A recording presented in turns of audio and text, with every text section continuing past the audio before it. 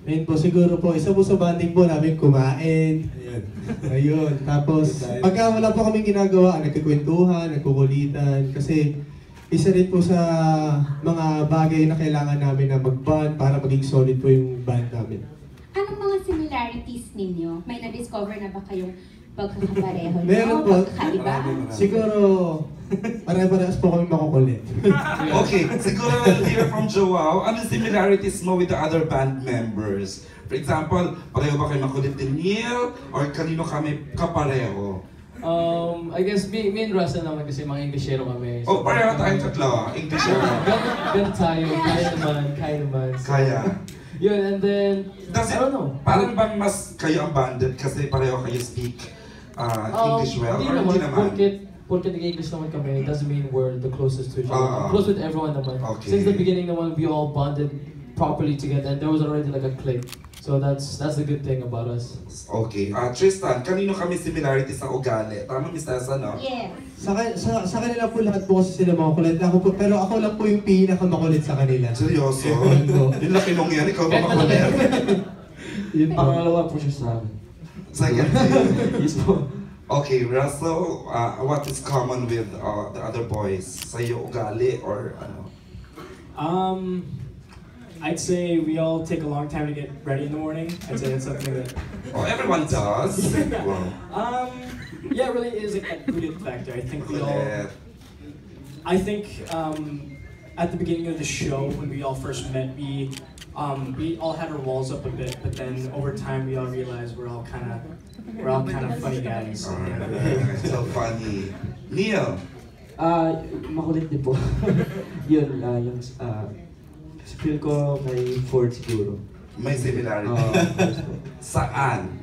Sa, kasi minsan, magkwentuhan kami dalawa parang Miss Tessa's the one asking go address her. Minsan pareho kayo. Parang nagkukulitan din kami dalawa, parang ganun kami. Okay. Ford. Yun din, makulit din po. Kasi doon po kami nagkakasundo lahat sa kapag may joke time yung isa, halos lahat po nakiki-jive na. So, yung po yung pinaka-bonding namin together. Tapos pagkakain po, sabay-sabay din. Kulitan tsaka ka-food. Last na, pero yes or no lang ang sagot para mabilis, no? Pero pag makulit, may nagkainisan na ba? We won't go into detail, pero yes or no lang, isa-isa kayo. Did it come to a point na may Wala pa fight? Wala pa rin po. No. No. None. Soon po. Wala naman po kasi. Gusto ko yung soon. Joke lang. Thank you, Miss Tessa. Who has the next question? Kung wala dyan, kasi ang dami dito mga vloggers natin na gusto magtanong. Partner, we have a question from Manay Ethel Ramos. You know Tita Ethel, ha? You should know the lady, my goodness. Hello She's po. Ethel Ramos. Hello po. Hello po, After sir. po. Ngayon, ang gusto ko lang malaman, may record na kayo. Ng ano po? Police? Ay, hindi, ang gusto ko lang malaman ngayon, Charot.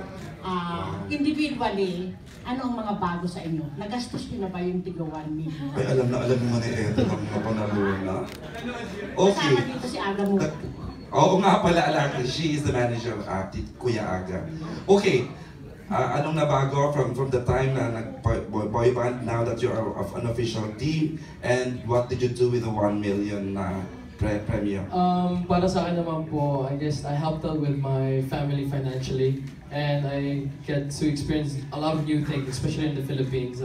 I get to go to new places with the guys. Saan ka ba base, Joao? Ako naman po, from Macau, China po. So hindi pa po nakaikot masyado sa Pinas. Pero since we have a lot of mall shows now and tours around, I know, so it's a great blessing to go around Philippines with these guys all together and experience new things all together.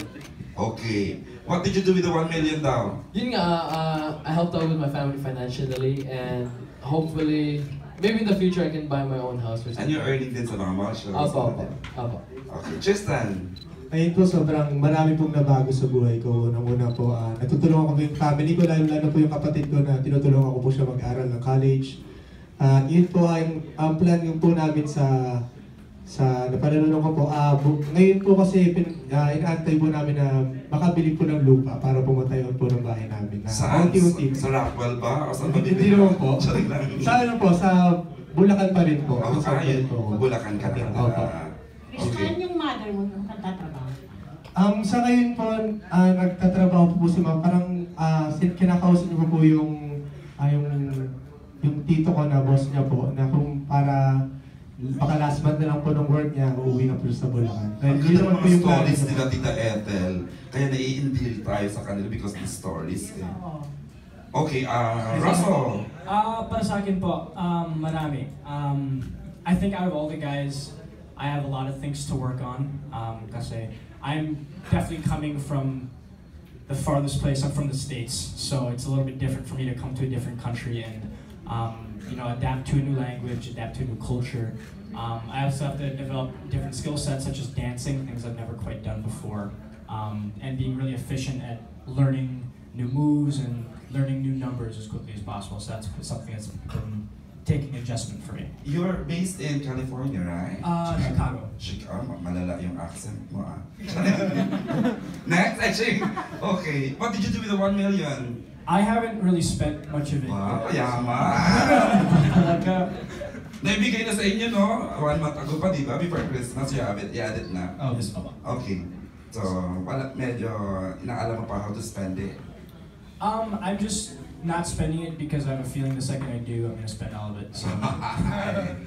Alright, Neil! Siyempre po na natulungan ko na po yung family ko. Paano?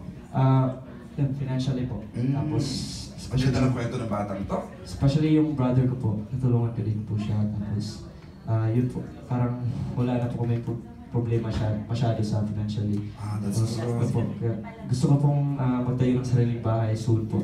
At, May inaay ka ng area or property na gusto mo na talagang i-acquire? sa ngayon wala pa po, pero pag Your parents are working on it, Yes po. right? Opo. Okay. Ford. Ayun. Mayaman siguro si Ford kasi Ford. Sa pangalan po. Ayun, unang-una po, natutunan po namin kung paano po maging responsable sa mga bagay-bagay, gaya po ng Ganda ng sagot. gamit, kung paano po namin ingatan, at syempre po, natutunan din po namin kung paano lumawak yung pasensya namin sa lahat ng ginagawa namin sa Sino ba nagpapainit ng ulo mo? Hindi po, kasi sa totoo lang po, syempre, hindi rin po ganun kadali yung trabaho. Kailangan i-polish po kung paano yung gagawin namin performance. Tapos every other day, kailangan kayong mall show nationwide. Yes po. So yun, natutunan po namin paano lumawak yung pasensya namin. Tsaka po natutunan namin kung paano maging mapagmahal na tao. Oh, ganda. At Kay yun, Jonathan. yun lang. Kay Jonathan? Go, Tita Ethel. Ano palagay mo? Do they live together? Yes, alam ko po meron po silang, di ba meron kayong, may house po sila na fini-finance ng ABS, na doon po sila magkakasama. Actually, Training. Di ba meron tong management na style of management na ginagawa ang Actually, ABS? extensive training yung ginagawa nila in choreography, vocal training, showmanship. So, total performer boy band kasi yung plan sa kanila ng ABS. So, magkakasama sila sa bahay para mag-undergo sila ng mga trainings na yun. Sabi ni Aaron. Aaron, we asked the man behind this, We can brain behind this, Mr. Louie Anjada.